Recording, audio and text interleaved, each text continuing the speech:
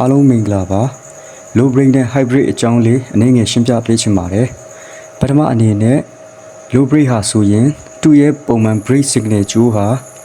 3 volt ဒါမှမဟုတ်5 volt တွေရှိနေတတ်ပါတယ်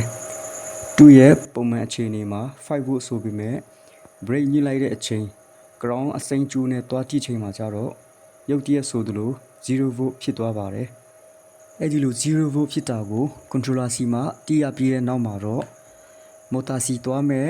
ဝါစိမ်းပြကျိုးတွေစီကိုမိမရောက်အောင်ဖြတ်တောက်ပေးလိုက်ခြင်းပဲဖြစ်ပါတယ်ဒုတိယတစ်ချက်အနေနဲ့ကျတော့ hybrid အကြောင်းလေးအနေငယ်ရှင်းပြပေးချင်ပါတယ် hybrid အလုပ်လုပ်ပုံကခုန low brain ဟာနဲ့ပြောင်းပြန်ဖြစ်နေတာကိုတွေ့ရမှာဖြစ်ပါတယ်သူကပုံမှန်အနေနဲ့0 volt ရှိတာပါ brain ညှိလိုက်တဲ့အချိန်ကျမှ battery line တွေကနေလာတဲ့3 volt ဒါမှမဟုတ်72 volt တွေပေးပို့သွားပြီး controller စီရောက်ပါတယ် controller စီရောက်ပြီးဆိုမှ controller ကနေ motor စီသွားမဲ့ line တွေကိုဖြတ်တောက်ပေးလိုက်ခြင်းပဲဖြစ်ပါတယ်အားလုံးပဲအဆင်ပြေကြပါစေ